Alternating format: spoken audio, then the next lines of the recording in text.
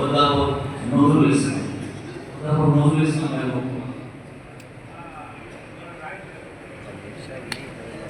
أعوذ بالله من الشيطان الرجيم بسم الله الرحمن الرحيم আজকের উপর সম্মেলনের সম্মানিত সভাপতি, সম্মানিত প্রধান অতিথি, বাংলাদেশ জামাত ইসলামী বগুড়া অঞ্চলের সম্মানিত অঞ্চল পরিচালক, আমাদের নেতা মাওলানা রফিকুল ইসলাম খান, ইসলামী আন্দোলনের একজন তারকা মঞ্চে এবং আমার প্রিয় ভাই ও বোনেরা, আসসালামু আলাইকুম ওয়া রাহমাতুল্লাহি ওয়া বারাকাতুহু।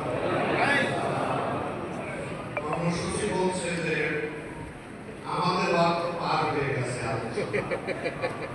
আমরা লেটে চলছি আর কি। এই জন্য কথা আর নয়, প্রধান অতিথি কথা বলবেন। আমি একটি বিষয়ের উপর সম্মেলন যেহেতু স্মরণ করে দিতে চাই।